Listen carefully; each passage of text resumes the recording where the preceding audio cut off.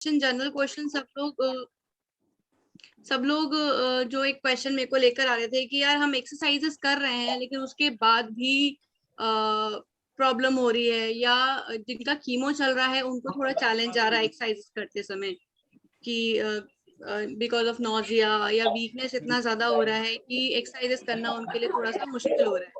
तो इस सिचुएशन में आई वुड सजेस्ट कि पोजिशनिंग जो है आपकी वो काफी हेल्प करती है। लाइक जैसे आप सिटिंग पोजीशन में या आप लाइंग पोजीशन में हैं। Please mute yourself. एक minute doctor Harshkant, please I request everybody either you'll have to mute, otherwise I'll have to mute you, please. हाँ doctor Harshkant, sorry, carry on.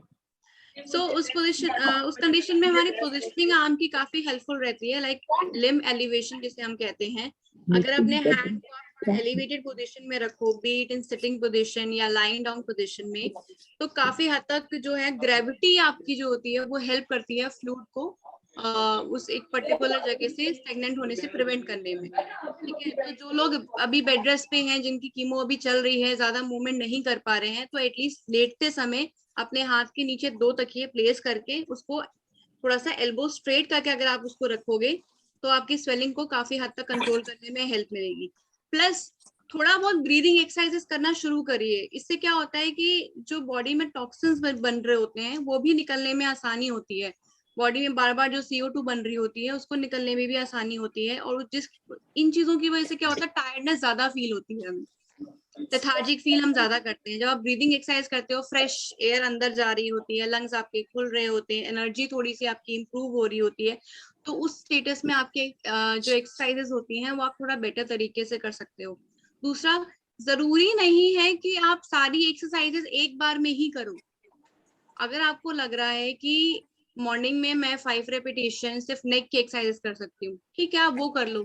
थोड़ी देर के बाद आप आपने रिस्ट की कर ली या एल्बो की कर ली। इस तरीके से अपनी एक्सरसाइजेस को थ्रू आउट द डे अगर आप स्प्लिट करोगे तो मसल्स जो है वो एक्टिवेट हो रही है, कहीं ना कहीं वो फ्लूइड को पंप करने में हेल्प कर रही हैं। सो ऐसा नहीं है कि कंप्लीटली इनएक्टिव आप बॉडी को छोड़ दो। थोड़ा बहुत अगर आप पुशअप करते रहोगे तो आपके लिए बेटर रहेगा। सो आई थिंक ड्यूरिंग कीमो थोड़ा सा अपने आप को पुश करना जरूरी है। वॉक कर सकते हैं, वॉक भी बहुत अच्छा एक ऑप्शन हो सकता है जो आपकी ओवरऑल बॉडी को कंडीशनिंग करने में अच्छी रहती है। कार्डियो आपका अच्छा हो जाता है, एरोबिक एक्टिविटी अच्छी हो जाती है। और जब आप वॉक करने जा रहे हो तो इंस्टेड ऑफ के हैंड को आप लेफ्ट राइट को आप मूव करो, स्विंग करो, अपने हैंड को अपराइट डायरेक्शन में यूं रख के भी आप पंपिंग करोगे अपने हैंड की, तो उससे भी आपका फ्लूइड जो है वो ड्रेन होना स्टार्ट होगा। एक जो क्वेश्चन निधि ने मुझसे पूछा था कि जो कि अगर किसी को है तो क्या उसमें अगर हम ब्रास पहनते हैं तो वो हेल्पफुल रहती है कि नहीं रहती। सो मैंने पर्सनली जो लोग स्पोर्ट्स ब्रास पहन रहे हैं जो कि कम्प्लीटली आपके साइड्स को कवर कर रही होती है, बैक को कवर कर रही होती है, तो एक तरीके का प्रेशर जनरेट करती है, कंप्रेशन प्रेशर जनरेट करती है, जो कि फ्लूइड को उस जगह पे इकट्ठा होने से प्रिवेंट करता है। बहुत ज्यादा तो नहीं, बट डेफिनेटली वो आपको वहां पे प्रेशर जो है जनरेट जो हो रहा है वो फ्लूइड को रिस्ट्रिक्ट करने में हेल्प करेगा। तो जिन लोगों को लगता है कि मेरा यहाँ पे फ्लूइड आ रहा है या इस जगह पे मेरा फ्लूइड आ रहा है, तो अगर आप फिटेड ब्रा पहन रहे हैं जो स्पोर्ट्स ब्रा होती है, तो वो जो है काफी हद तक आपको हेल्पफुल रहती है। सो इंस्टेड ऑफ जो लोग कहते हैं कि नहीं मैं नहीं पहन रही, there is no need of wearing it, I would suggest कि आप पहनो ताकि आपका चेस्ट एंड बैक साइड्स ये जो है इन एरियाज को कवर करने में आपको हेल्प मिले। डेफिनेटली वो एक पुश से हेल्प कर रही होती है उसको।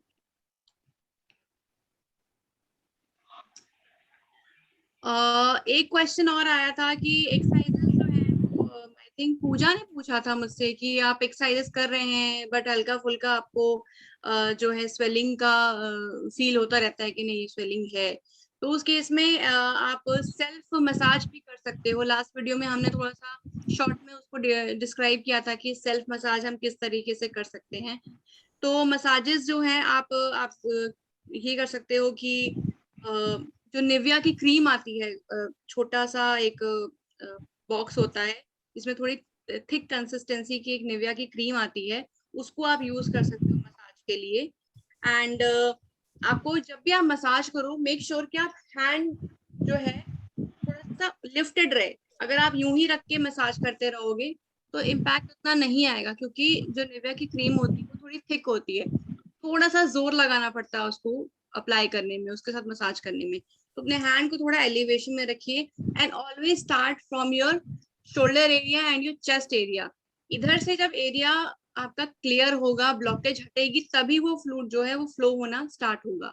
तो मसाज जो है आप मॉर्निंग में या इवनिंग में किसी भी टाइम पे 15 to 20 मिनट्स अगर आप डेडिकेट करते हो तो आपके फ्लूइड को वो फ्लो करने में हेल्प करती है। दूसरा, आप सिटिंग पोजीशन में भी सिंपल अगर आप फिंगर्स को ऐसे ऐसे ऐसे ऐसे ये मूवमेंट या ये मूवमेंट भी करते हो तो जिन जिन लोगों को स्टार्टिंग में जो स्वेलिंग है इस एरिया में फील होती है वो उसको रिजॉल्व कर सकते हैं। सिंपल आपको ये मूवमेंट करके पहले रिस्ट पे ले आया and then simple drain it down.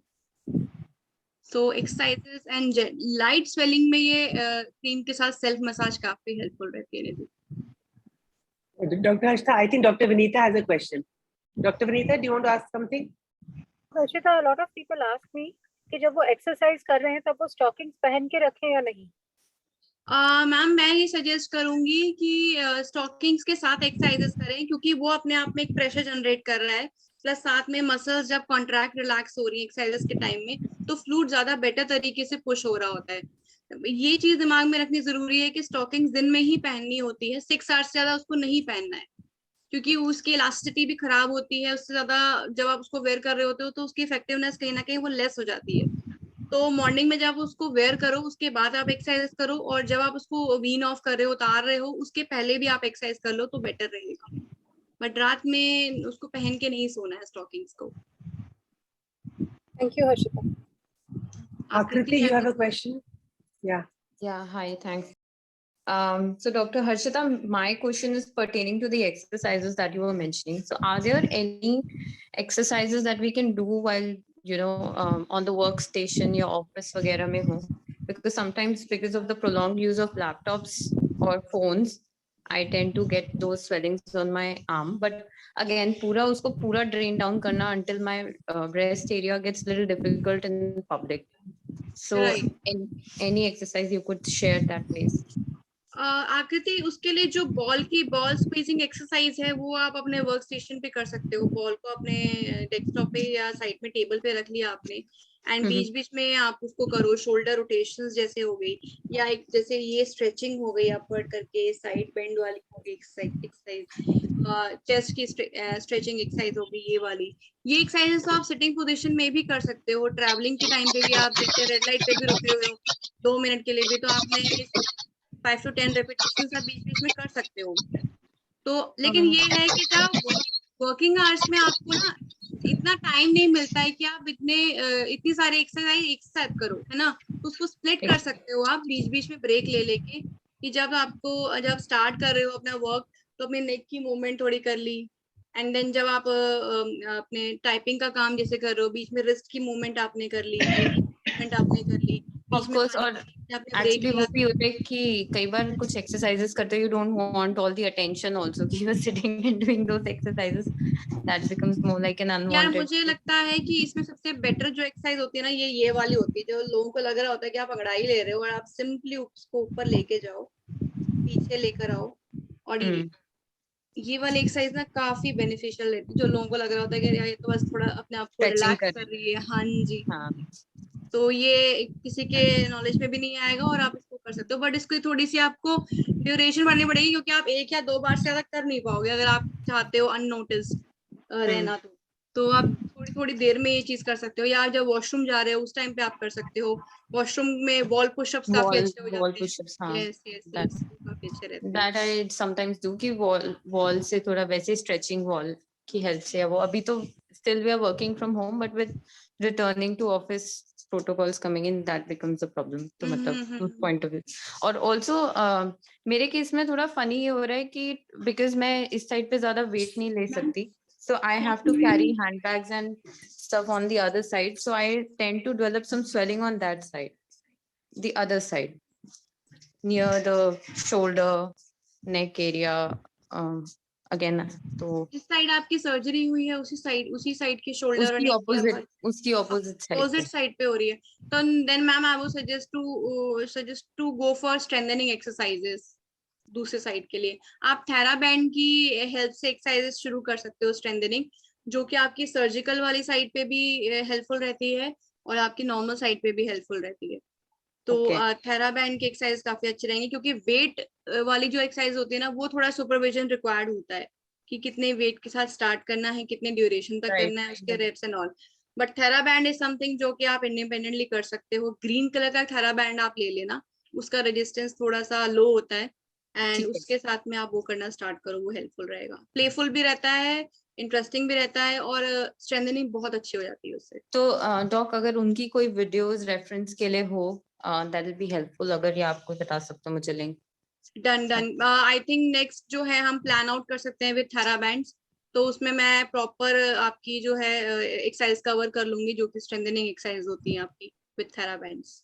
ठीक है, and if it's okay can I ask you one more question, या you want to take questions from others and come back? No, you can ask Akriti, no issues. Okay, so soon I've been asked to relocate, so I'll be moving my base from Delhi to Hyderabad, but Okay. that also means कि मतलब flight वगैरह होगा, जो मेरा अभी first flight होगा after the surgery and everything, and it's been 2 years to the surgery already.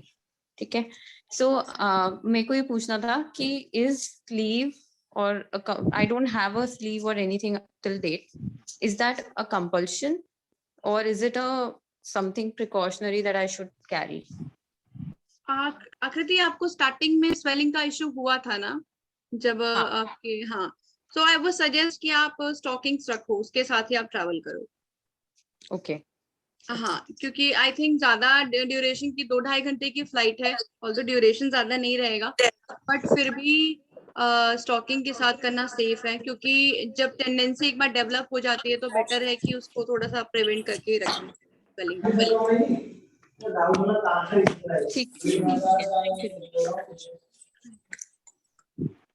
एक छोटा सा इनपुट दे दूं? नीता मैडम पठेइतले लिंक तो स्टॉकिंग तो मुझसे एक पेशेंट ने अपना एक्सपीरियंस शेयर किया कि एयरपोर्ट जल्दी में पहुंच गए और स्टॉकिंग्स नहीं थी, कुछ इमरजेंसी हुई घर पे। सो शी सेड कि मैंने क्रेप बैंडेज लिया, परचेज किया, और क्रेप बैंडेज से अपना पूरा उसको आर्म को पूरा रैप कर लिया। So I think just keep that in your mind in case कभी ऐसा किसी के साथ हो। क्रेप बैंडेज हो गया, दुपट्टा भी हेल्प कर जाता है। अगर आपके पास लॉन्ग दुपट्टा है, उसको भी अच्छे से रैप करो, बट आपको एरिया पूरा कवर करना है, ताकि ऐसा ना हो कि जिस जगह पे बंधा हुआ है उस जगह तो अच्छा रहे, बाकी दूसरी जगह पे ज्यादा स्वेलिंग हो जाए। तो एरिया अगर आप अच्छे से कवर करते हो तो क्रेप बैंडेज हो गया, दुपट्टा हो गया, या स्टॉकिंग्स होगी, तीनों चीजें ही हेल्पफुल हैं depending on duration of the flight. And जैसे आपने बोला कि 6 आवर्स से ज्यादा नहीं पहनना, तो मान लीजिए कोई लॉन्गर ड्यूरेशन फ्लाइट्स होंगी, तो फिर उसमें बीच में हमें वो रिमूव करना होता है मिड फ्लाइट? बीच में थोड़ी देर के लिए आप रेस्ट कर लो डेफिनेटली। अगर लॉन्गर ड्यूरेशन का आपका फ्लाइट है तो आप फिर क्रेप बैंडेज का ऑप्शन ले सकते हो। ये रेगुलर बेसिस के लिए है, क्योंकि उसकी जो इलास्टिसिटी होती है ना, जितना देर आप पहनते हो वो लूजन अप होती जाती है। और आप स्टॉकिंग्स रोज वॉश नहीं कर रहे हो, वो हफ्ते 10 दिन की वॉशिंग के बाद आप उसको वो कर रहे हो ना, तो क्या होता है कि आप जब लॉन्गर ड्यूरेशन के लिए पहन रहे होते हो, उसकी इलास्टिसिटी लूज हो जाती है और हमें पता नहीं चल रहा होता। हमें लग रहा होता है कि नहीं उसकी फिटिंग ठीक है, या शायद मेरी स्वेलिंग जो है वो कम हो गई है, जबकि एक्चुअली में उसकी इलास्टिसिटी लूज हो रही होती है। तो ज्यादा ड्यूरेशन के लिए पहनना एडवाइजेबल तो नहीं होता, प्लस सफोकेट भी करती है आपकी स्किन, स्वेटिंग भी हो रही होती है, तो an number of things are there जो कि आपको प्रॉब्लम ज्यादा करेगी। तो इट्स बेटर कि एक प्रोटोकॉल हमने सेट किया हुआ है कि 6 आवर्स तक आप उसको पहनो। अगर बीच में आपकी फ्लाइट कहीं लैंड हो रही है, आप फ्लाइट चेंज कर रहे हो, उस बीच आप एयरपोर्ट पे उतार सकते हो, थोड़ा रेस्ट दे दो अपने आर्म को, देन अगेन पहन लो। ओके, क्योंकि मैं अभी डे टू डे में तो नहीं, I don't use any sleeve और anything, and touch wood it's maintain. I do get little bit swelling when ज्यादा एग्जॉस्ट हो जाता है हाथ, but then it gets fine with little pumping या थोड़ा बहुत, it's manageable. Perfect. So longer duration के लिए ही आप एयर ट्रैवल के लिए अपनी स्टॉकिंग्स को रखो, just for the prevention thing. Otherwise अगर आपको चैलेंज नहीं आ रहा तो no need to wear it, कोई प्रॉब्लम नहीं है। ठीक है, thank you so much. Okay. So we have one question. How soon after surgery can I start using the TheraBand? I am undergoing radiation right now. We can start right now also. कोई उसमें issue नहीं है. It's just that we need to see कि आपका हाथ का range कितना है और strength कितनी है. अगर hand में weakness ज्यादा है आपसे, अगर movement करने में थोड़ा सा insufficiency लग रही है, तो पहले हम उसको थोड़ा सा settle करेंगे normal strengthening exercise के साथ में. उसके बाद हम TheraBand पे switch करेंगे. पर जिनको सर्जरी का 1 साल हो गया है, नॉर्मल एक्टिविटीज को रिज्यूम कर चुके हैं और अब सारा ट्रीटमेंट उनका कंप्लीट हो चुका है, तो उस केस में तो हम स्टार्ट कर सकते हैं. बट ड्यूरिंग रेडिएशन थोड़ा सा हमें असेस करने की जरूरत है कि स्ट्रेंथ कैसी है, स्किन कैसी है और आप कितना कर पाओगे. Okay, ma'am. Thank you. Excuse me, I'm just butting in. I just have a little urgent question. Is it safe to get the vaccine done? I'm like in my last leg of immunotherapy. I'm Minnie from Mohali. I'm sorry to interfere because I'm getting my vaccine done, Brown. I've been wanting to ask this since a long time. Is that okay? From my end, I won't suggest you to go for vaccine because skin irritate हो सकती है, sensitivity बढ़ जाती है हमारी. But I think Dr. Vinita should help me in this question. So Minnie, in my opinion, we recommend कि vaccine नहीं करना है. आम का भी नहीं करना है, आर्मपिट का भी नहीं करना है. मैंने डॉक्टर वनीता, मैंने एक बार पहले भी 2 महीने पहले कराई थी, बड़े ध्यान से, हल्की, तो ठीक ही था, कुछ हुआ नहीं उसके बाद. और अभी फिर शुरू हो गए. देन आई रियलाइज अब ये चल रहा है, तो let me ask. So we do not recommend. Vaccine should not be मेरा done भी on. यही क्वेश्चन था. In fact, I have 3 questions. One was exactly what Minnie asked. Can we go in for vaccine and massage from the parlor? जब वो, you know, maybe after facial they do the hand massage. So can the hand where the surgery has been done, you know, that side, can that arm be massaged by the beautician or not? Arm massage में problem नहीं है. Vaccine में जो sudden pressure लगता है ना, उससे lymphoedema precipitate हो सकता है. So I would say why do something which can make your arm worse. एक बार प्रॉब्लम शुरू हुई ना, तो उसको रिवर्स करने में बहुत प्रॉब्लम होती है. I also want to make one more point to Akriti. Akriti, you said कि बीच में आर्म में स्वेलिंग आती है तुम्हें. तो उसको ना हमेशा खोल रखना है. जैसे एक डॉक्टर विनीता, अभी तक मुझे वो मतलब लास्ट टाइम भी हल्के, वही मैंने इनको बताया था, धीरे से किया था तो कुछ हुआ नहीं, टच वुड. बट अगर फिर वैक्सीन नहीं, तो then what do you recommend? Then it's Veet or something. Then correct hair removing creams use कर सकते हैं. So I think क्योंकि रेजर भी यूज नहीं करना. No lasers and no waxing. okay. There was another question, Dr. Harshita. In fact, what Akriti asked, you know, for a longer travel, maybe beyond 20 hours, if you're going to US or Canada, so wo kitni baar, what are the precautions? I mean, this is what Akriti asked. You said to use a crepe bandage or a sleeve. So usko kitni देर में change करना है? Ma'am देखो, जो normal criteria हमने रखा हुआ है वो 6 आवर्स का रखा हुआ है. बट अगर लॉन्गर ड्यूरेशन की जर्नी है तो आप उसको एक्सटेंड कर सकते हो. अगर आप उसको वॉश कर रहे हो, आप जाने से पहले उसको वॉश कर लो ताकि वो अपनी कॉइलिंग कर ले, जो भी उसका इलास्टिक है, सो दैट कि आप उसको कंटिन्यूएशन में पहन सको. बट डेफिनेटली एक टाइम के बाद ना आपको लगेगा कि आपका जो आर्म है उस पर सफोकेशन महसूस हो रही है, टॉलरेट नहीं हो पाता है. तो उस केस में आपको बीच में थोड़ा सा उतारना पड़ेगा, या आप ऐसा कर सकते हो कि उसको पहने हल्का सा ड्रेन करना शुरू करो. तो जो प्रेशर आपको एकदम से टाइटनेस, सफोकेशन फील हो रही होगी ना, उसमें आपको रिलैक्सेशन मिलेगा. पर अगर आपको ये लग रहा है कि एक ही फ्लाइट है जो कि आपको 18 आवर्स या 20 आवर्स की लगातार आपको लेनी है, तो अपने स्टॉकिंग को अच्छे से वॉश कर लो ताकि उसकी इलास्टिसिटी रिस्टोर हो जाए. एंड जब आप उसको पहनो तो जैसे आपको लगे कि हाँ सफोकेशन हो रहा है, टाइटनेस हो रही है, एंड आपकी फ्लाइट ऑब्वियसली है, तो आप उसको बीच में मूव कराते हो, एलिवेशन में रखो, सो दैट कि इतना सफोकेशन आपको फील हो. और जैसे आप लैंड करो तो उससे वो उतार लो ताकि थोड़ा सा ब्रीथ करे आपका arm. Then again you can wear it. Thank you, Dr. Harshita. एक question और था. These exercises for lymphedema exercises, how long is it lifelong thing now? Should we continue it? Okay ma'am, वैसे हम यही बोलते हैं कि आप एक्सरसाइजेस लाइफ लॉन्ग करो. जब भी मेरे पास कोई आता है तो मैं बोलती हूँ 4 to 5 टाइम्स आप एक्सरसाइजेस करिए. But 4 to 5 times exercises life long करना पॉसिबल नहीं है ईच डे, राइट. तो हम क्या करते हैं कि जब आपका स्वेलिंग सेटल हो जाता है, जब आपको लगता है कि हाँ आप बिल्कुल फाइन हो, आपकी रेंज बिल्कुल ठीक है, कोई पेन नहीं है, कोई हेवीनेस नहीं है, तो आप उसको एज अ मेंटेनेंस लेवल पे लाने के लिए आप दिन में 1 या 2 बार जरूर करो, ताकि हाँ पंपिंग कैपेसिटी आपकी अच्छी रहे। उसमें क्या होगा कि अगर कोई चेंजेस आ भी रहे होंगे तो वो थोड़ा बहुत जो एक्सरसाइज कर रहे हो वो उसी को देन एंड देयर रिजॉल्व कर लेगा, इंस्टेड ऑफ कि कंप्लीटली आप बंद कर दो, फिर भूल भी जाते हैं हम एक्सरसाइजेस कौन सी कर रहे थे कौन सी नहीं कर रहे थे। तो इट्स बेटर कि आप थोड़ा बहुत, जैसे आप नॉर्मल वॉक के लिए रोज निकल रहे होते हैं, खाना खाने के लिए जाते हैं, शॉपिंग के लिए जाते हैं, 10-15 मिनट्स अपने लिए जरूर निकालो इस चीज के लिए, व्हेन यू नो कि हाँ ये प्रॉब्लम आपको पहले हुई थी और आगे प्रॉब्लम हो सकती है। Another question, Dr. Harshita, before you go to someone else. I have just started doing yoga again.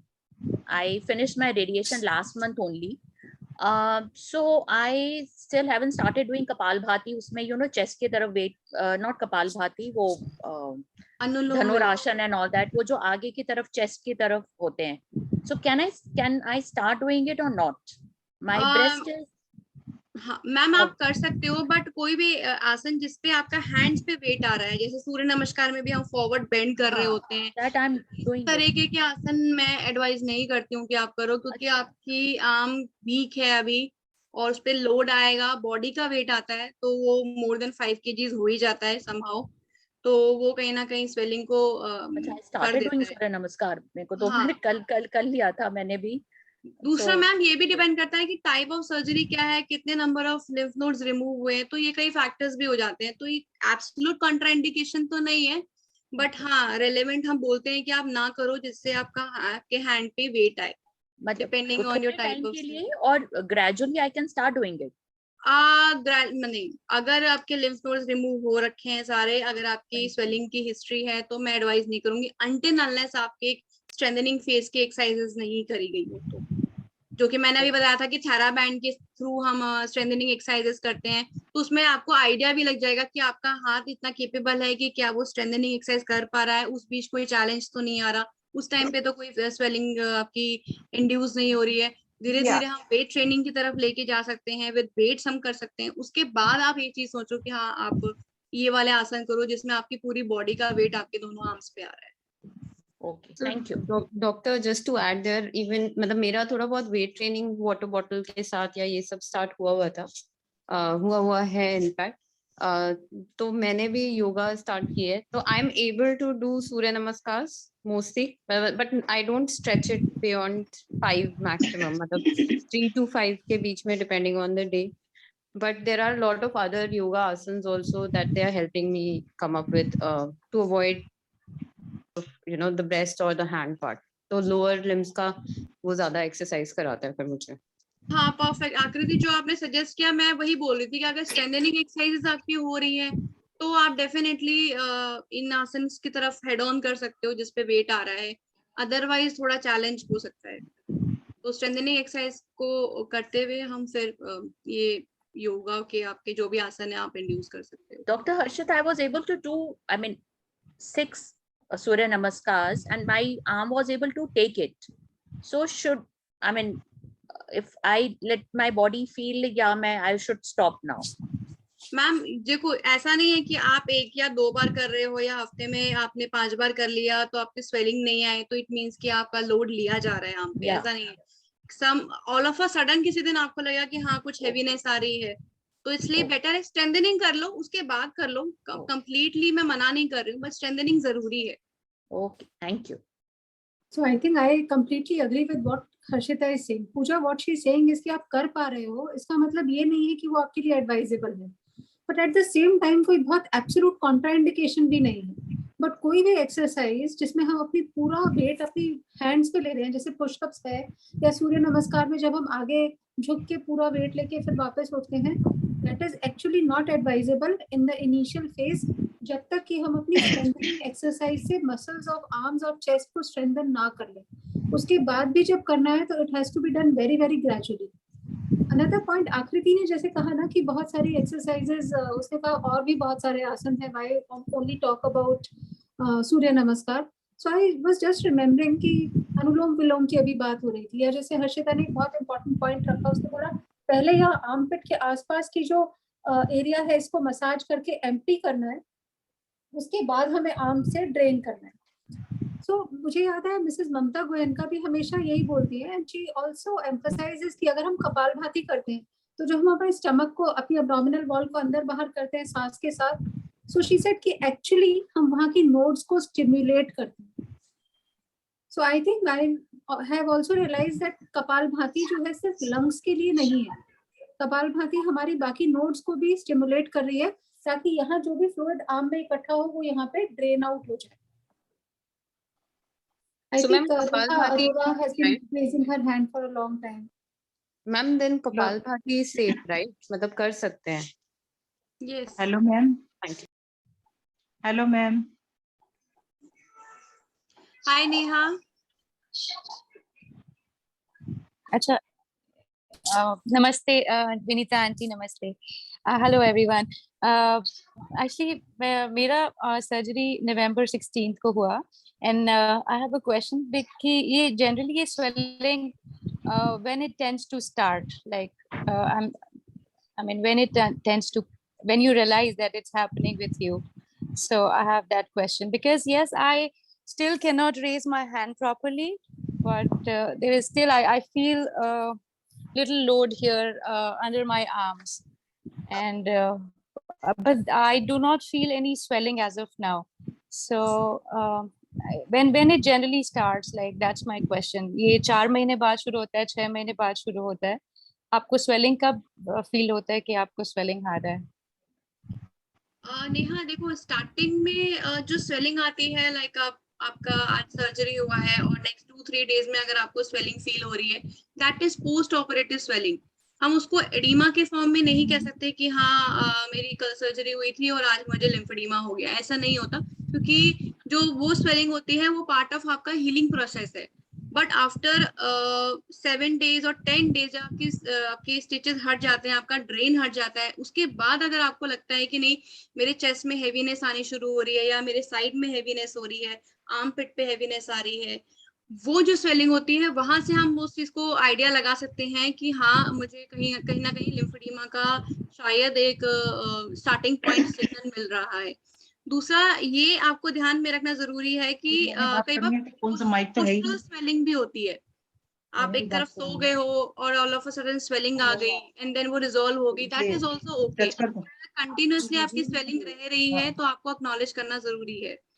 जो स्वेलिंग है वो एक पर्टिकुलर एरिया में भी हो सकती है और पूरे एंटायर आर्म में भी हो सकती है। उसकी जो फील होती है, जो लिम्फेडिमा की जो फीलिंग होती है, वो डल एकिंग पेन हो सकता है या फिर बर्निंग सेंसेशन के साथ में शार्प शूटिंग पेन होगा। जब शार्प शूटिंग पेन होगा विद बर्निंग सेंसेशन तो आपको हाथ उठाना मुश्किल होगा, क्योंकि पेन होगा, डेफिनेटली ज्यादा तेज पेन होगा, आपको हाथ उठाने में दिक्कत होगी। तो अगेन वो एक इंडिकेट करता है कि हाँ कहीं ना कहीं शायद आपका लिम्फेडिमा ट्रिगर कर रहा है। हेवीनेस फील हो सकती है, डिस्कम्फर्ट फील हो सकता है। जब ये वाला जो एरिया होता है हमारा, यहाँ पे आपको ऐसा लगेगा जैसे कुछ रखा हुआ है, कुछ फंसा हुआ है, जो आपके आर्म को नॉर्मल नीचे लाने में आपको डिफिकल्टी लग रही है, अनकंफर्टेबल लग रहा है, अनईजीनेस लग रही है। तो ये कुछ साइन एंड सिम्टम्स होते हैं जिससे आपको आइडिया लगेगा कि नॉर्मल स्वेलिंग जो आपकी पोस्ट ऑपरेटिवली हो रही है या एक लिम्फेडिमा के फॉर्म में कन्वर्ट हो रही है। तो 7 to 10 डेज के बाद का स्वेलिंग को हम कहीं ना कहीं साइन एंड सिम्टम्स के साथ कोरिलेट करना शुरू करते हैं, जो कि आगे आगे आपकी ट्रीटमेंट के साथ में, लाइक ड्यूरिंग कीमो हम थोड़े एक्टिव कम हो जाते हैं, वाटर इनटेक हमारा कम हो जाता है, खाना पीना भी हैम्पर हो जाता है, रेस्टिंग मोड पे चले जाते हैं, तो उस टाइम पे भी आपका स्वेलिंग जो है वो बढ़ सकती है, क्योंकि वाटर रिटेंशन भी हो रही है पानी कम पीने की वजह से। या रेडिएशन के टाइम में हमारा क्या होता है, भाग दौड़ इतनी रहती है, रोज आ रहे हैं, एक्सरसाइज अगेन हमने स्किप कर दी कि चलो कोई बात नहीं, सब कुछ तो ठीक ही चल रहा है, रेडिएशन में इज माय लास्ट फेज, अब तो मैं फ्री हूँ, तो वहां पे थोड़ी केयरलेसनेस अगेन स्वेलिंग का उसके बाद प्रॉब्लम आ गया।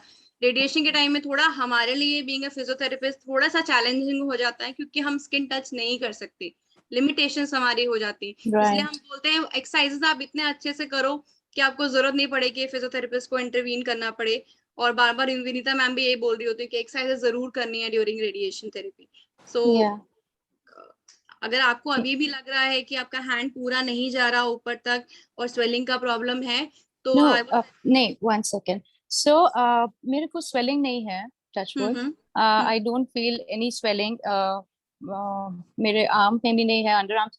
It's just that I have, that persistence of pain is there. Like I still feel my whole breast is aching, like left breast, from where I got my surgery done. So there is little tenderness around my breast. So maybe that is because of radiation. I can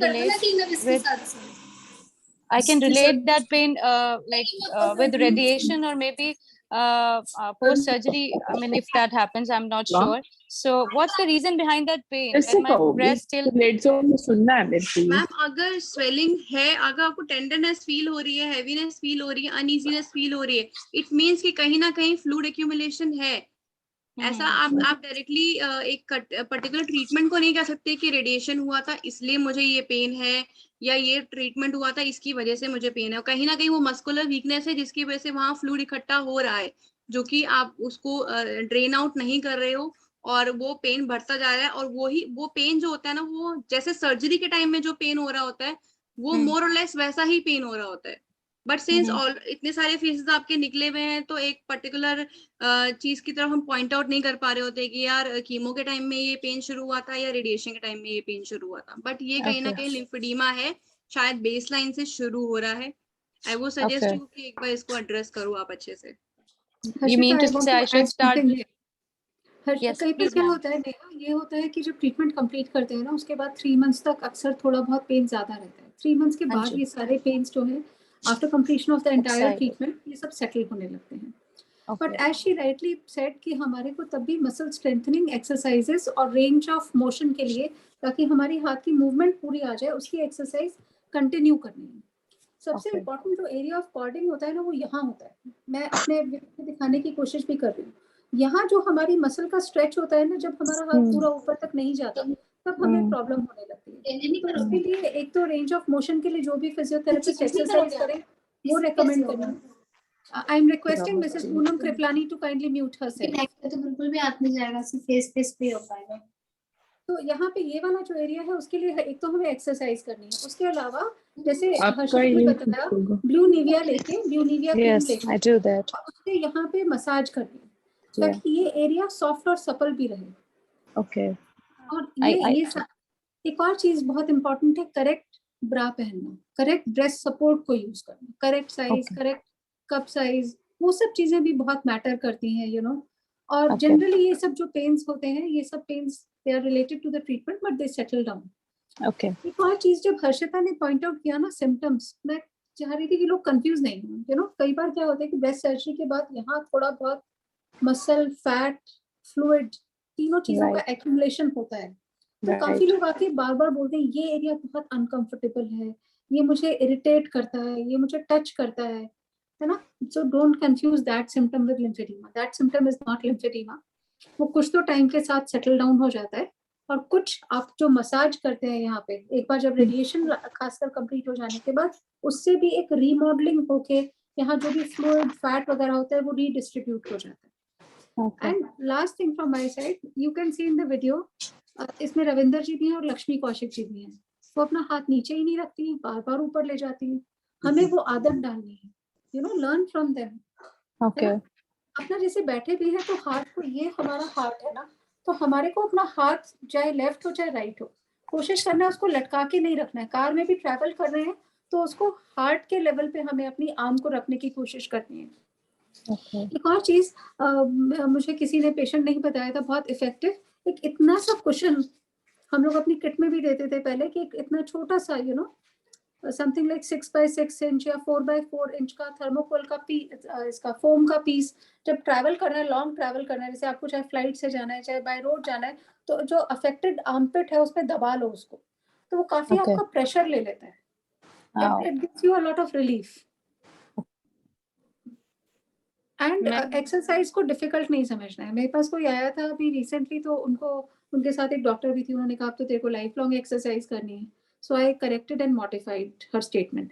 I said देखो exercise तो हम सबको करनी है fit रहने के लिए, हम सबको वॉक पे जाना है, योगा करना है, आपको एडिशनल 15 मिनट्स आर्म एक्सरसाइज करनी है, दैट्स इट.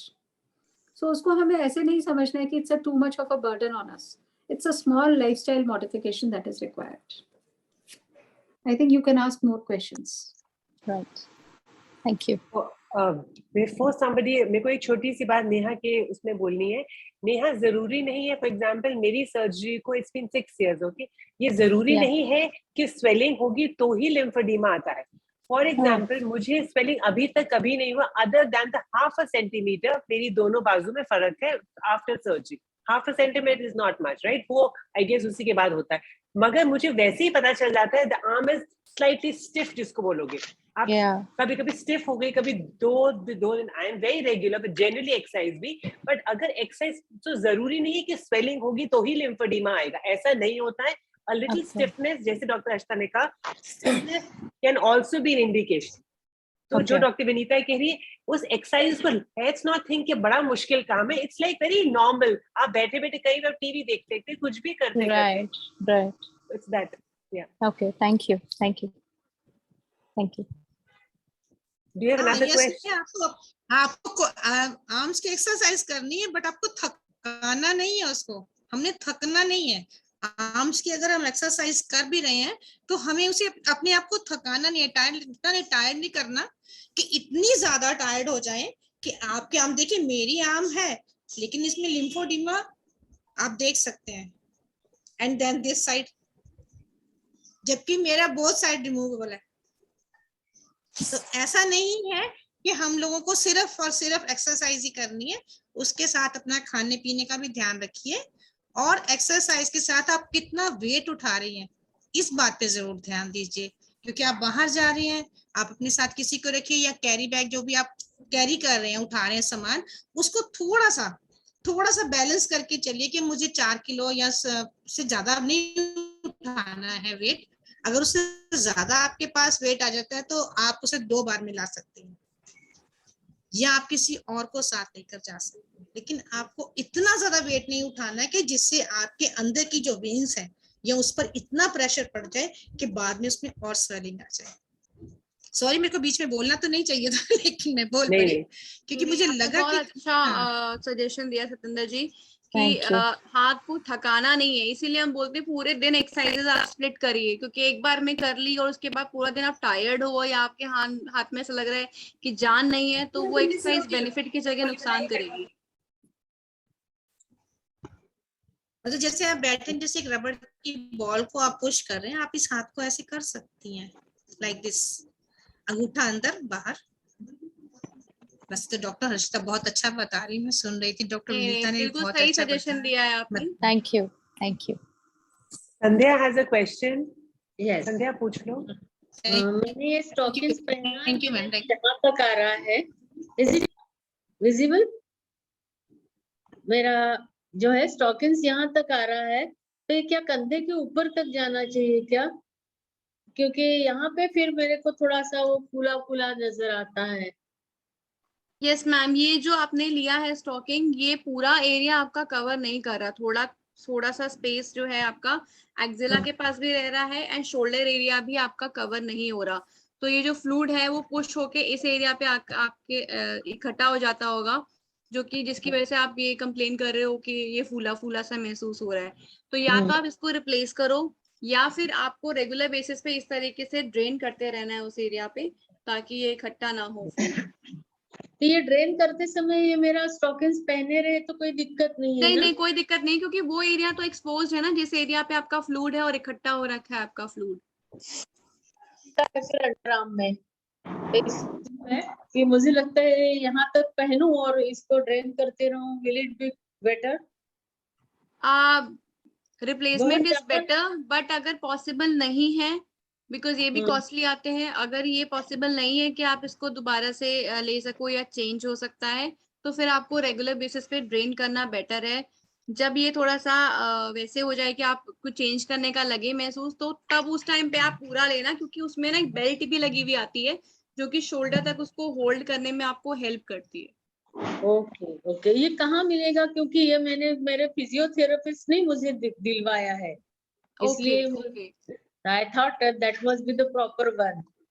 मैम ऑनलाइन भी मिल जाता है, अदरवाइज ग्रुप पे हम नंबर शेयर कर देंगे, उससे आप एक बार कोऑर्डिनेट कर सकते हो. अदरवाइज अमेज़न पे भी आप मिलने लग गए हैं ये, तो we will share a picture of arm sleeve जो जैसी आपको लेनी है, सो दैट कि आप कोरिलेट कर सको कि आपको मिल रही है कि नहीं मिल रही, क्योंकि इसमें भी कई आर्म स्लीव्स ऐसी हैं जो रिस्ट एरिया से स्टार्ट हो रही हैं, कुछ यहाँ से 4 फिंगर से आपके स्टार्ट हो रही है, कुछ में थंब बना हुआ है, कुछ में थंब नहीं बना हुआ है।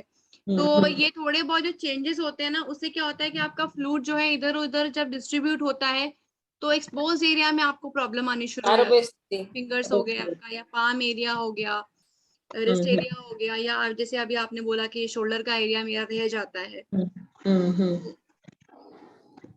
तो अभी तो मैं ड्रेन करना शुरू कर, बहुत ज्यादा स्वेलिंग नहीं है मुझे, लेकिन महसूस दोनों में डिफरेंस है, हाथ में दोनों में and one difference. More thing मैं आपको ऐड करना चाहूंगी, जो स्टॉकिंग्स होती हैं वो प्रिवेंशन के लिए होती हैं। अगर स्वेलिंग आपकी ज्यादा है, आपको लग रहा है कि नहीं सेटल डाउन हो रही, तो उस केस में हम बैंडेजिंग एक होता है हमारा, उस ऑप्शन की तरफ जाते हैं। उस केस में फिर आपकी स्टॉकिंग्स हेल्प नहीं करेगी।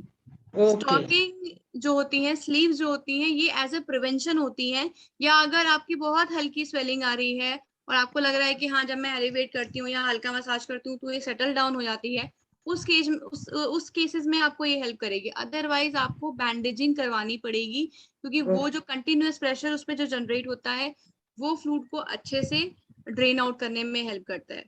वो बैंडेजिंग भी 6 घंटे से ऊपर ज्यादा नहीं, पहनना जो बैंडेजिंग होती है वो आइडियली 24 आवर्स के लिए पहननी होती है। सिर्फ शावर के टाइम में आप उसको रिमूव करते हो, डिपेंडिंग ऑन कि आपकी स्वेलिंग कितनी है। अगर आपकी स्वेलिंग थोड़ी टॉलरेबल है, ऐसा लग रहा है कि नहीं इजीली ड्रेन आउट हो जाती है, तो फिर मैं ये सजेस्ट करती हूँ कि आप दिन में स्टॉकिंग्स पहन लो, रात में आप बैंडेजिंग करो।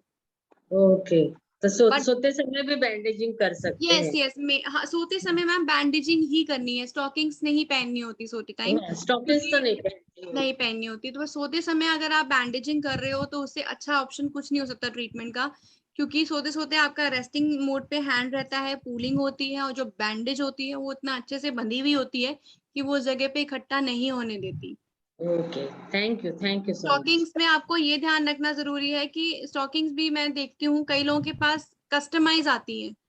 डॉक्टर विनीता ने एक क्वेश्चन पूछा है कि किस टाइप की हम आर्म स्लीव्स को लें जब हम मार्केट में अपने लिए ऑप्शन देखें। तो एक होती है जिसमें एक स्टिच लाइन ना बनी हुई होती है, यहाँ पे स्टिच लाइन बनी हुई होती है, तो आपकी में शायद नहीं है ना, तो this is the ideal sleeve. मैं सजेस्ट करूंगी कि अगर कोई स्लीव ले रहा है तो इस टाइप की ले जिसमें स्टिच लाइन प्रेजेंट नहीं है, क्योंकि अगर स्टिच लाइन होगी तो वो उस जगह पे ज्यादा प्रेशर जनरेट करेगी और वो एक रैश सा ना बनना शुरू हो जाता है, स्किन इरिटेट होनी शुरू हो जाती है। तो वो थोड़ा सा, और उसका फैब्रिक भी थोड़ा मोटा ज्यादा होता है, तो समर्स के टाइम में आपकी स्किन इतने अच्छे से ब्रीथ नहीं करेगी और आपको ऐसा लगेगा जैसे सफोकेशन हो रही है आपके आर्म में।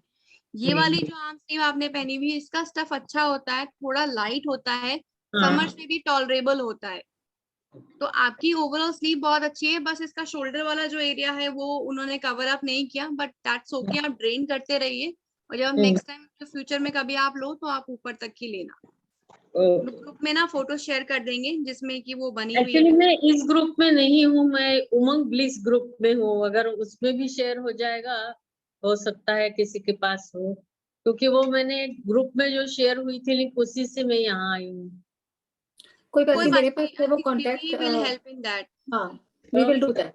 Okay, thank you so much. I think Sandhya is joining from Bhopal. Yes, I am from Bhopal. हाँ. Hello hello ma'am. हेलो, हाँ जी मैम बताइए।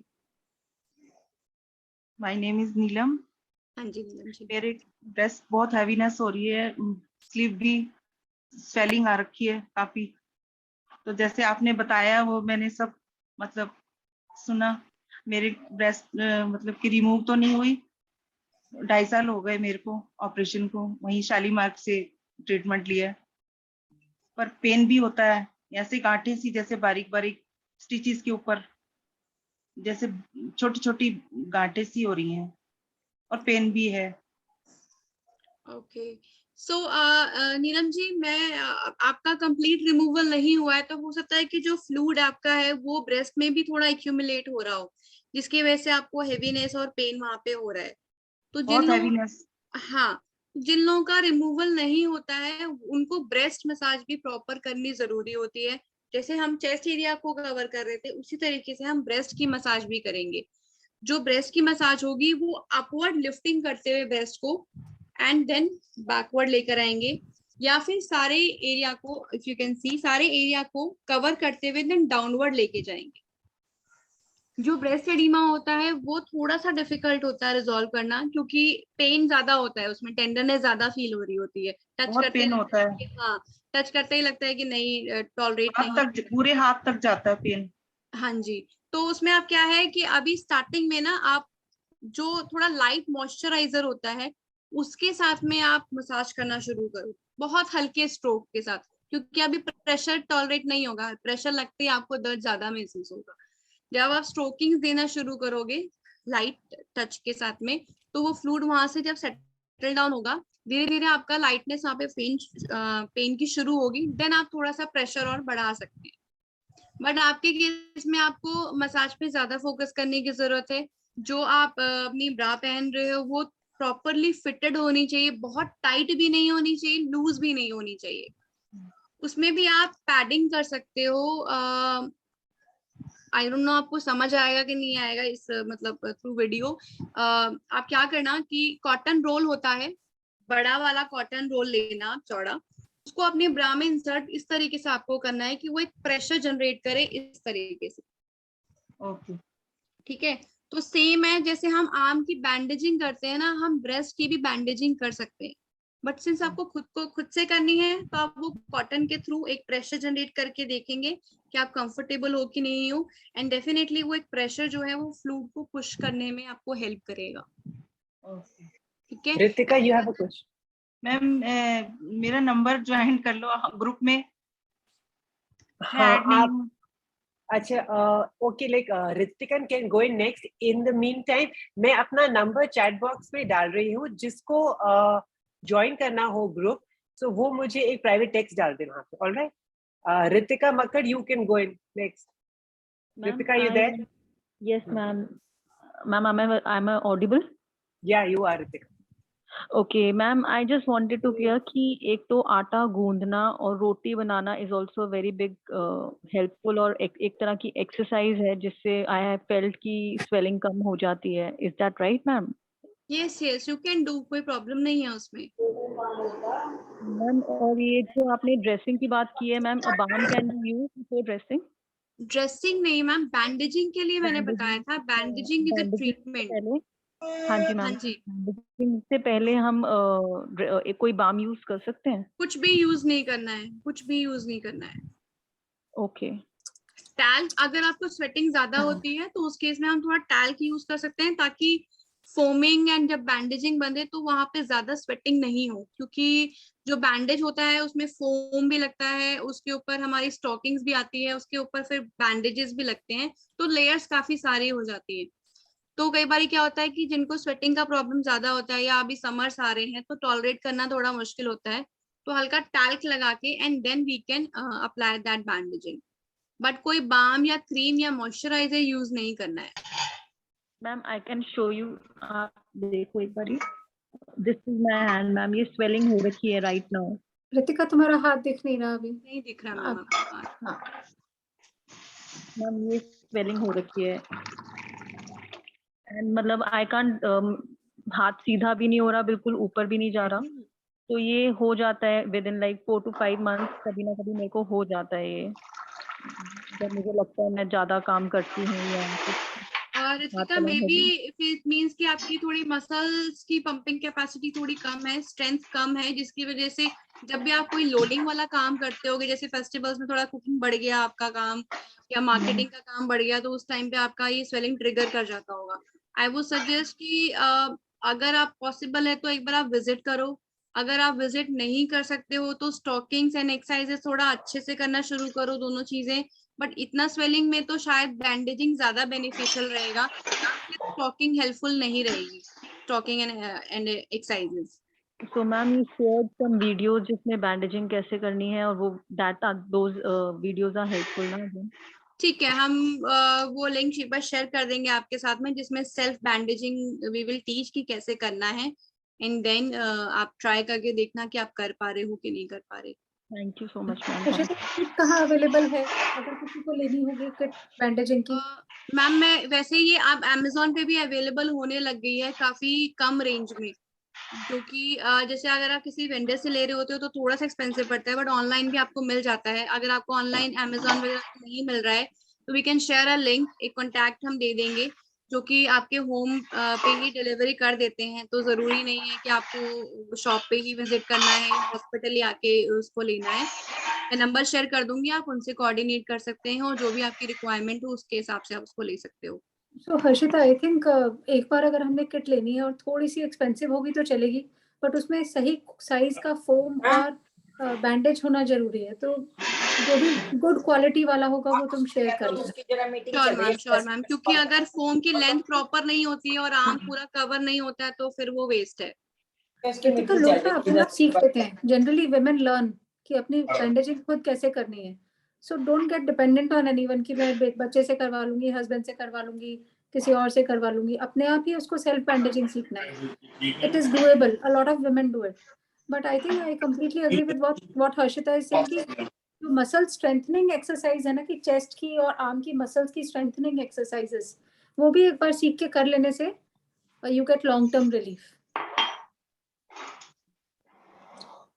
एंड नीलम जी, मैं सजेस्ट करूंगी कि आप अगर पॉसिबल है तो एक बार विजिट जरूर करें, सो दैट कि मैं एक बार आपको असेस करके देख सकूंगी। आपने जो बोला है कि कुछ गांठ सी फील हो रही है, तो वो नोड्स का रीजन क्या है?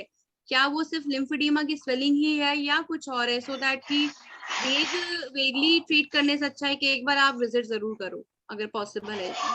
मे बी नॉट मेरे पास, अपने डॉक्टर के पास या जो भी आप जिनके साथ भी आप कंफर्टेबल हो, बट एक बार विजिट जरूर करो। आप वहीं शालीमार में? मैं फोर्टिस हॉस्पिटल शालीमार बाग में हूँ। अच्छा, फोर्टिस। हाँ जी। मेरी मैम शुभा मैम थी पहले, विनीता मैम, शुभा मैम। हाँ जी, हाँ जी, हाँ जी, हाँ जी। अब वो है नहीं वहाँ। नहीं वहाँ, अब हम सब इधर आ गए हैं। तो वही मैं बोल रही हूँ कि आप जिन डॉक्टर के साथ भी कंफर्टेबल हो, be it your hospital, be it any hospital, but एक बार इसको ना थोड़ा फिजिकल एग्जामिनेशन के थ्रू जाने दो, सो दैट कि अगर कुछ और चीज हो तो हम बेटर आपको गाइड कर पाए कि क्या ट्रीटमेंट। नहीं, विजिट मेरे को लेना है। हाँ जी, हाँ जी, हाँ जी। Thank you ma'am. एक क्वेश्चन पूछा है कि बैंडेजिंग और sleeve is a life long thing or temporary? तो बैंडेजिंग इज अ ट्रीटमेंट, तो जब तक आपका स्वेलिंग का प्रॉब्लम रिजॉल्व नहीं हो रहा है, बैंडेजिंग हम सिर्फ तब तक प्रोवाइड करते हैं। एंड देन आप जो है उसको वीन ऑफ कर सकते हो धीरे धीरे। बट ऐसा नहीं है कि आपने 1 महीना पहना और फिर एकदम से उसको बंद कर दिया, ये तरीका ठीक नहीं होता। जब भी आप चाहे वो स्लीव हो, एक्सरसाइजेस हो, चाहे बैंडेजिंग हो, अगर आप उसका ड्यूरेशन कम कर रहे हो तो वो ग्रेजुअली उसको कम करना है। एकदम से छोड़ देने से मसल वेस्टिंग ज्यादा होती है, मसल में वीकनेस ज्यादा आती है।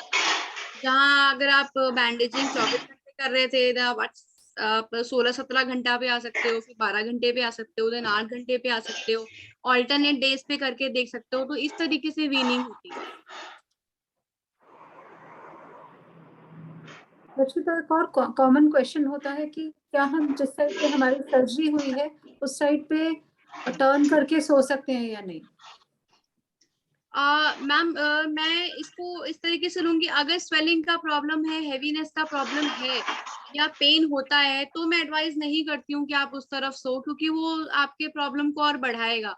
अदरवाइज वो भी एब्सोल्यूट कॉन्ट्राइंडिकेटेड नहीं है कि नहीं ही सोना। ऑब्वियसली ह्यूमन बॉडी है, सोते समय थोड़ा बहुत टॉस एंड टर्निंग हो जाती है, बट अगर अवॉइड करेंगे तो अच्छा है। सीधा सोना सबसे बेस्ट पोजीशन होती है, क्योंकि उसमें अगर आप दूसरी साइड भी करवट लेके सो रहे हो तो ये वाली साइड जो है वो कंप्रेस आपके करती है मसल्स को इस तरीके से टर्न लेने में।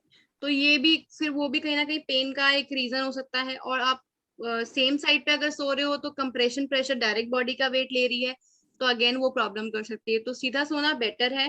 क्वार्टर टर्निंग अगर आप ले सकते हो तो अच्छा है। अगर जिन लोगों को, जैसे कई लोग बोलते हैं कि मैं सीधा नहीं सो सकती, नींद ही नहीं आती है, तो क्वार्टर टर्न पोजीशन भी काफी हेल्पफुल रहती है कि हल्का सा टर्न लिया एंड बैक पे 1 या 2 पिलो लगा लिया, सो दैट कि आपको, आपकी बॉडी को ये सेंस आ रहा है कि उसने करवट ले रखी है, एंड उस पोजीशन में आप सो सकते हो।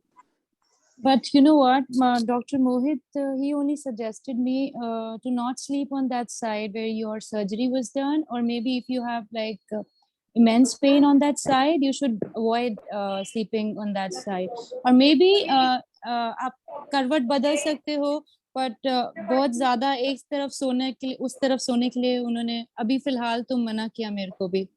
बिल्कुल बिल्कुल, अगर पेन है या Yeah, डिस्कम्फर्ट है तो अवॉइड one should करना है. avoid, Yes. exactly. So Dr. Harshita, you are at Fortis Shalimar Bagh. So I'll Yes. come and see you in person tomorrow for a better clarity. Yeah. Sure, Thank no you. problem, Neha. Thank you. Thank you. हाँ जी। Doctor Harshita, एक question है, क्या लिम्फेडीमा का एक sign या symptom हो सकता है कि जो फिंगर टिप्स है या हमारी जो रिस्ट है वहां पेन हो? Is it possible?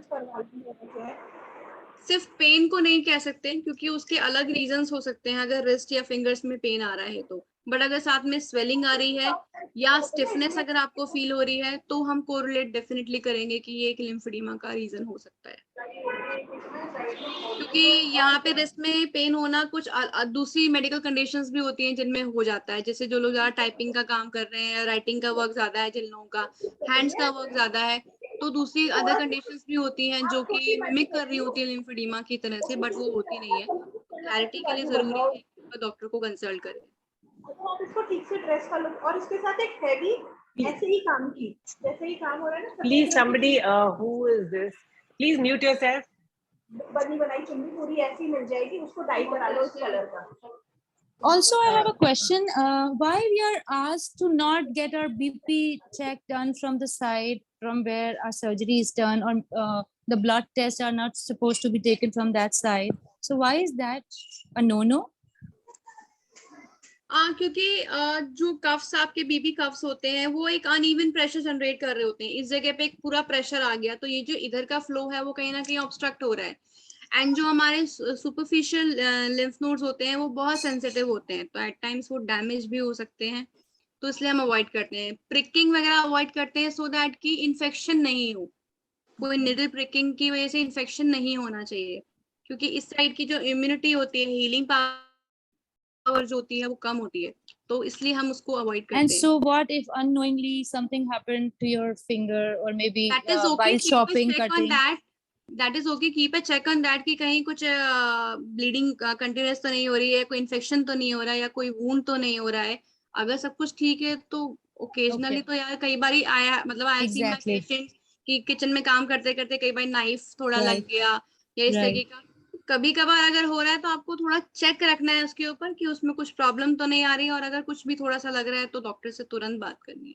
हाँ जी। तो नॉर्मली जैसे अगर हमें कोई कट लगता है नेहा तो हम उसको छोड़ देते हैं ना, वो ठीक हो जाता है। बस इस केस में ये है कि अगर कभी कुछ हो गया ऐसा तो उसको सेवलॉन वगैरह से क्लीन करके बैंडेज वगैरह लगाना है till it heals. You have to be little more cautious towards it. Right. Okay. I have one question कि मेरे पास एक स्लीव है और जिसमें सिर्फ पूरा बाजू है, हाथ का नहीं है, क्या मैं उसको यूज कर सकती हूँ या नहीं? आप उसको यूज कर सकते हो क्योंकि आपके हैंड में तो कोई ऐसा स्वेलिंग का चैलेंज नहीं है, एंड आप कंटिन्यूअसली इस तरीके से फिंगर्स को ड्रेन भी अगर कर रहे हो तो वो फ्लूइड एक्यूमुलेट नहीं होगा। बट हाँ ये है कि आपके हैंड पे भी स्वेलिंग है, फिंगर्स में भी है और पूरे आर्म में है, तो वो स्लीव आपको हेल्प नहीं करेगा फिर। नहीं डॉक्टर हर्षिता, स्वेलिंग कहीं नहीं है, but at the time of travel for precaution I can use. You can use it, and hand पे आप एक क्रेप बैंडेज एक बांधो पूरी फिंगर्स के साथ, पूरा कंप्लीट कर दो। कंप्लीट तो नहीं, बट इतना एरिया तो एटलीस्ट आपका कवर होना चाहिए, और थंब एंड फिंगर्स को छोड़ दो। That is okay. अच्छा, वन क्वेश्चन और अर्शिता, कि मेरी सर्जरी को 3.5 साल हो गए, बट जो भी मेरा स्कार की साइड है ना, ये स्कार, इसके ऊपर इतना दर्द होता है, इतना दर्द होता है, अगर बाय चांस जरा सी करवट ले ली तो दूसरी साइड होते हुए मेरी चीखें निकलती हैं रात को भी अभी तक, और मैं ऐसे इसको प्रेस करके फिर हिलती हूँ। ये ऐसा क्यों हो रहा है मेरे साथ? मैम मुझे आपको देख के लग रहा है कि कहीं ना कहीं पोस्चर का प्रॉब्लम है। पोस्चर का? आपका जो शोल्डर्स है ना वो इस तरीके से आगे की तरफ झुके हुए हैं और एक शोल्डर थोड़ा सा ड्रॉप हो रखा है, तो इस पोजीशन में अगर आप रहते हो, जब आप रात के टाइम में लेटते हो ना, तो आपका जो मैट्रेस होता है वो सीधा आपको लिटाता है, मैं उधर तो वो पिलो जब रखती हूँ उस करेक्शन में बाजू पे। जाती है मसल, जब वो करेक्शन में जाती है मसल, तो उस टाइम पे वो टाइटनेस फील कर आप करोगे, पेन भी ज्यादा होगा। तो बहुत इंस्टेड ज्यादा। ऑफ, हाँ, तो ये not purely because of scar आपका जो है उसकी वजह से, आपका पोस्चर इज एक वन ऑफ द रीजन। तो आपने पोस्चर पे वर्क करना शुरू करो। तो मैं क्या क्या कर सकती हूँ उसके लिए? पोस्चर के लिए ये वाली जो एक्सरसाइज है इसको वॉल के साथ करो। वॉल के साथ में स्लाइड डाउन करना एक अच्छा एक्सरसाइज हो सकती है। दूसरा, जब आप बैठते हो तो अपने शोल्डर्स को थोड़ा पीछे रख के बैठना शुरू करो। ऐसे यूजुअली क्या होता है, सर्जरी के बाद ना वुमेन्स की टेंडेंसी होती है वो थोड़ा सा स्टूप पोस्चर रखना शुरू कर देते हैं, क्योंकि यहाँ से एक पार्ट रिमूव हुआ है। तो may be because of shyness, may be because कि उन्होंने जो प्रोसेस पहना हुआ है वो थोड़ा सा अनकंफर्टेबल होता है। और आई कांट, मतलब एग्जैक्ट रीजन तो मैं नहीं दे सकती, बट आई हैव नोटिस कि ये एक पोस्चर अटेन करना शुरू कर देते हैं। धीरे धीरे ये पोस्चर होते होते स्पाइन में भी, कर्वेचर में भी चेंज आता है, और यहाँ की मसल और टाइट होती जाती है, और शोल्डर्स और ड्रॉप होते जाते हैं। पोस्चर पे ध्यान देना बहुत जरूरी है। अभी मैं रेगुलर जा रही थी फिजियोथेरेपी के लिए, तो कहीं भी कुछ भी नहीं है ना, लिम्फेडिमा वाली बात कुछ नहीं थी। लेकिन ये वाला जो पॉइंट है ना, ये इतने साल से भी मुझे ये बहुत तंग करता रहा, मतलब। और पिलो रखती हूँ, जबकि मैं इधर बाजू के नीचे रात को पिलो रख के सोती हूँ। मेरे ख्याल पे इसको भी ना आपको रोज चेस्ट को मसाज करना चाहिए। वो जो ब्लू निविया है ना, डॉक्टर विनीता, मैं करती हूँ डेली। ब्लू निविया से उसको पहले सर्कुलर मोशन, फिर ऊपर नीचे, फिर साइड में, डेली एवरी डे, यहाँ आर्मपिट तक जाके पूरा इस एरिया को डेली मसाज करना चाहिए।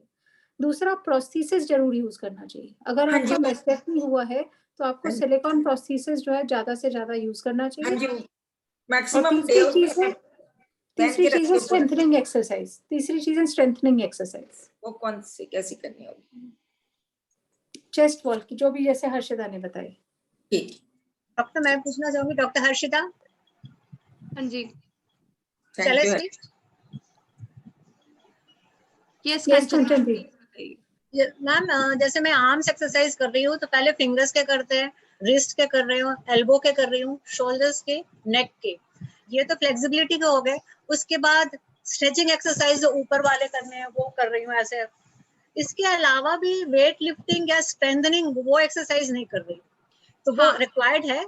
मैम, डिपेंड करता है कि आपका जो लाइफस्टाइल है वो कैसा है, और अभी आपका कितना कोई प्रॉब्लम है कि नहीं है, कोई चैलेंज आप फेस कर रहे हो कि नहीं कर रहे।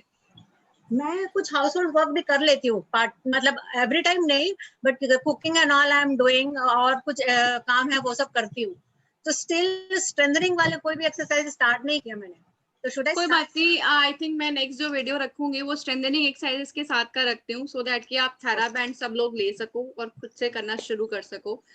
बहुत ज्यादा स्ट्रेंथनिंग एक्सरसाइजेस भी नहीं करनी है आपकी बॉडी। हाँ, कोई बात नहीं, आपने अच्छा किया स्टार्ट नहीं किया, हम उसको एक प्रॉपर फ्लो के साथ स्टार्ट करेंगे। बट क्या होता है कई बार ना, आपने देखा होगा एथलीट्स जो होते हैं ना, जो बहुत ज्यादा एक्सरसाइज करते हैं, उनको भी मसल सोरनेस हो जाती है। तो यू नीड टू अंडरस्टैंड कि आपकी बॉडी की रिक्वायरमेंट कितनी है। जरूरी नहीं है कि सब अगर स्ट्रेंथनिंग की तरफ हेड ऑन कर रहे हैं तो आपको भी हेड ऑन करने की जरूरत है। आपकी बॉडी को नीड है तो आप करो, अगर वीकनेस लग रही है तो आप करो। फ्लेक्सिबिलिटी वाली और स्ट्रेचिंग वाली ये तो कंटिन्यू करते रहो, मैं 3 टाइम्स एटलीस्ट। हाँ, और साथ में डीप ब्रीदिंग भी बीच बीच में। श्योर मैम, आप ये कर सकते हो। स्ट्रेंथनिंग के लिए मैं ऐड ऑन जरूर करूंगी, बट वही अगेन कहूंगी कि अगर नीड है तभी आप करो, क्योंकि क्या होता है स्ट्रेंथनिंग एक्सरसाइज हमेशा कंटिन्यू नहीं कर पाते हैं।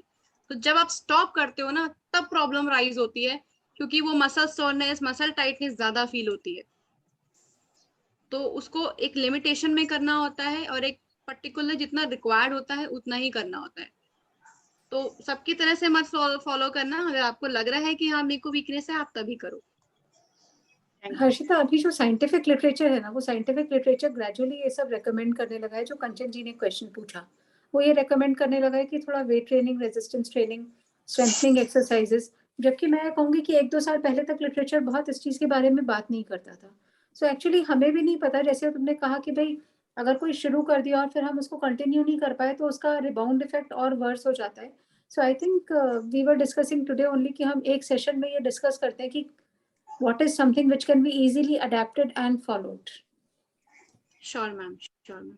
सो वही हम एक सेट बना देंगे कि इतना अगर आप करो तो कोई उसका हार्म इफेक्ट नहीं हो और रेगुलरली आपकी मसल जो है वो स्ट्रेंथनिंग में मेंटेन रहे, क्योंकि इसमें एज इंपॉर्टेंट है, आपका डाइटरी हैबिट्स इंपॉर्टेंट है, आपका लाइफस्टाइल इंपॉर्टेंट है, वर्क की डिमांड कैसी है वो इंपॉर्टेंट है। तो ये कई फैक्टर्स हैं जिनको देखते हुए हम फिगर आउट करते हैं स्ट्रेंथनिंग एक्सरसाइजेस।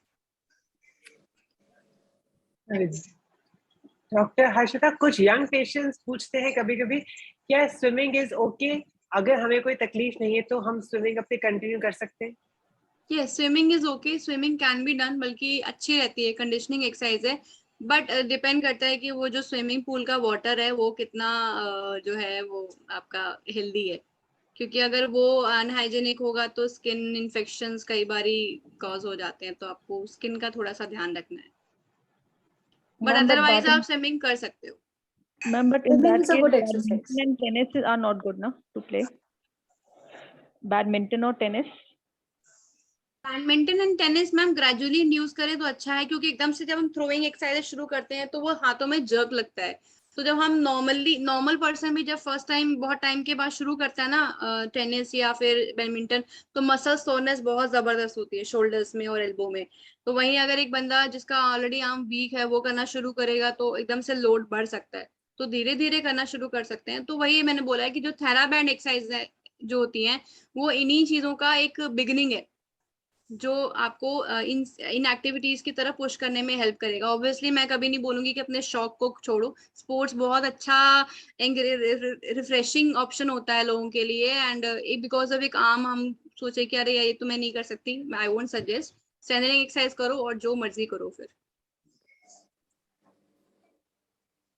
डांसिंग मैं बोलूंगी जिन लोगों को बहुत शौक है, डांसिंग एक्सरसाइज की तरह से शुरू करो। अपनी आर्म की एक्सरसाइज बहुत अच्छी होती है, जितने भी भांगड़ा के मूवमेंट होते हैं उसमें आपके हैंड की बहुत अच्छी मूवमेंट और एक्सरसाइज होती है। तो स्टार्ट विद डांसिंग थिंग। अब तो समर्स आ गए हैं तो क्लासेस वगैरह भी आप लोग ज्वाइन कर सकते हो, तो डांस काफी अच्छा रहेगा। आपकी चेस्ट की एक्सरसाइज जो होती है, आपकी आर्म की, शोल्डर की, नेक की बहुत अच्छी एक्सरसाइज होती है जब आप डांस कर रहे हो, तो फन भी होता है। हमारे पास एक अपनी इन हाउस डांसर है पूजा क्षेत्रपाल, जिसके बहुत सारे वीडियोस हमने अपलोड किए हुए हैं। सो हम थोड़ी देर में पूजा को बोलेंगे that now since doctor Harshita said कि you know dancing is best exercise, तो वो हमको छोटे छोटे स्टेप्स सिखाएगी। Right Pooja, are we okay with it? ठीक है। Yeah, nice. Any other question that you feel? Yes, ma'am. कभी कभी ना लाइक जब सो रहे होते हैं और स्ट्रेच करते हैं तो एकदम से जो सर्जरी वाली साइड है वहां पे एकदम से बहुत ही एक्यूट पेन होता है, बहुत एक्सट्रीम वाला। तो फिर बहुत ज्यादा डीप ब्रीदिंग करने के बाद वो धीरे धीरे सबसाइड होता है। तो व्हाट इज इट? मैम एक तो सो के जब भी तुरंत उठो, तुरंत उठते ही स्ट्रेचिंग एक्सरसाइज कभी नहीं करनी चाहिए। वार्म अप एक्सरसाइज होती है जो कि करने की होती है। उठते ही स्ट्रेचिंग करोगे, बेचारी मसल रेस्टिंग मोड पे थी, हो सकता है वो सो के नहीं उठी हो, आपकी आंखें खुल गई हो और उसको आपने खींच दिया, तो बेचारी क्या करेगी? सेंसरी जो उसके रिसेप्टर्स होंगे वो दर्द में ही जाएंगे। तो हमेशा जब भी आप आर्म की एक्सरसाइज शुरू करो तो जो मैंने बताई थी रोटेशन, ये वाली, इसके बाद आप स्ट्रेचिंग शुरू करो। एंड हाफ एन आवर के बाद बेटर रहता है। उठ के थोड़ा सा पानी पियो, बॉडी हाइड्रेट करो, मसल्स को थोड़ा वाटर मिलेगा, उसके बाद आप वार्म अप शुरू करो एंड देन आप स्ट्रेचिंग एक्सरसाइज करो। Definitely you will see a difference. Thank you ma'am. Actually Harshita ये जो पूछ रही है ना रितिका का कहना है कि जैसे सोते सोते अननोइंगली कभी आर्म स्ट्रेच हो गई और एकदम सिवियर पेन हो गया, वो जैसे हमारे ऐसा नहीं होता कभी कभी पैर में क्रैम्प आ जाते हैं, वैसे चेस्ट वॉल क्रैम्प्स भी होते हैं कुछ लोगों। मैम उसमें हेल्प मिल सकता है। अगर ये रात में MLD मसाज करके सोएंगे तो काफी हद तक उसमें हेल्प रहेगा कि सडन मूवमेंट अगर हुई भी तो वो खिंचेगा नहीं, क्योंकि वो रेस्टिंग मोड पे चला गया है, रिलैक्स हो गया है। जो लोग मसाज नहीं कर रहे हैं या एक्सरसाइज तो कर ली उसके बाद कूल डाउन नहीं किया मसल को, या पोस्चर गलत हो गया, तो उस केस में भी मसल सोरनेस हो जाती है, क्रैम्पिंग हो जाती है। तो उठ के बस सिंपल उसको थोड़ा सहला के, जिसे हम मसाज करते हैं, उसको सेटल डाउन करो, it will help. Thank you doctor Vinita, thank you Harshita. Doctor Harshita, एक मेरा क्वेश्चन है। जैसे मेरा मिस्टेक्टमी हो रखा है तो दोनों स्लीव्स में मेरे को प्रॉब्लम हो गया, तो जैसे अभी सब कहते हैं कि इसमें आपको BP चेक नहीं करना है, तो कहाँ करें? दोनों बाजू में तो ऑलरेडी ही दोनों साइड किया हुआ है। अगर हमारा सर्जरी किया हुआ है तो किस साइड कैसे करें, कहाँ करें? लेग में तो नहीं हो पाएगा, क्योंकि लेग्स का जो उसका बीपी चेक करने का वो होता है प्रोसीजर, वो पूरी बेल्ट इतनी बड़ी नहीं होती लोगों के पास कि वो लेग पर आए। तब हमें कैसे करना चाहिए? इसका आंसर ये है सतेंद्र जी कि जैसे हेलो जी, अगर किसी का दोनों साइड का सर्जरी हाँ हुआ जी है, डॉक्टर, अगर हमें भी चूज करना होता है कि किस साइड में ब्लड प्रेशर मेजर करें, तो हमारा फर्स्ट क्राइटेरिया होता है कि अगर किसी साइड में सेंटिनल लिम्फ नोड हुआ है और एक्सिलरी डिसेक्शन या एक्सिलरी सर्जरी नहीं हुई है तो उस साइड में करें। सपोज दोनों साइड में एक्सिलरी सर्जरी हुई है तो जिस साइड में कम लिम्फ नोड्स पॉजिटिव थी उस साइड में करें। थर्ड, लेग में भी ब्लड प्रेशर मेजर किया जा सकता है, although it is difficult but leg में अगर दोनों तरफ सर्जरी हुई है तो ये देखना है आपने कि सपोज लेट्स अंडरस्टैंड कि लिम्फेडिमा किसको ज्यादा रिस्क है ना, वो भी समझना जरूरी है। सो लिम्फेडिमा का रिस्क वहां ज्यादा है जहां एक तो ओबीज है बंदा, ओवरवेट है, सेकंड जहां बंदा डायबिटिक है, थर्ड जहां एक्सिलरी सर्जरी हुई है, एक्सिला को क्लियर किया गया, अगर किसी का सेंटिनल लिम्फ नोड हुआ है तो वहां रिस्क कम है, फोर्थ रिस्क ज्यादा तब है जब ज्यादा लिम्फ नोड्स पॉजिटिव हैं। तो अगर किसी का दोनों तरफ सर्जरी हुआ है और डायबिटिक भी हो, बीपी भी है, अभी रिसेंटली हार्ट की सर्जरी हुआ है, अभी स्टंट डले हैं, तो रिसेंटली 2 मंथ्स हुए हैं, सो कार्डियक स्टेंटिंग से उसका कोई रिलेशन नहीं है। हार्ट की स्टेंटिंग से लिम्फेडिमा का रिस्क नहीं इंक्रीज होता। पूछते हैं ना कि करेंगे आपका। सतेंद्र जी आप फाइटर हो, आपकी आवाज जा रही है? हेलो, आप फाइटर हो तो इसलिए मैं आपको ये सजेस्ट करूंगी कि कार्डियक स्टेंटिंग का स्ट्रेस निकाल दो। कार्डियक स्टेंटिंग से उसका लिम्फेडिमा का कोई रिलेशन नहीं है। लेफ्ट और राइट में से जिस तरफ कम लिम्फ नोड्स पॉजिटिव हैं, प्रेफरेबली उस साइड में आप कर सकते हैं ब्लड प्रेशर जी। और अगर पैर में भी करने thank you so much ma'am. हाँ, पैर में भी करने के इंस्ट्रूमेंट्स आते हैं, नहीं तो उससे कर सकते हैं जी। ब्लड सैंपल आपको लेग से ही देना पड़ेगा, फीट से देना पड़ेगा। Okay, thank you ma'am. Thank you. So I don't think there's any other question.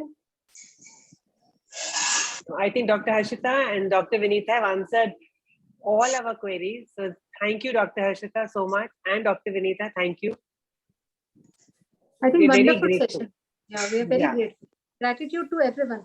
देखिए अगर Indeed. सपोज पूजा ने एक क्वेश्चन पूछा तो उसने और 10 लोगों के लिए भी पूछ लिया ना वो क्वेश्चन, या नेहा ने कुछ पूछा है ना, so I think great.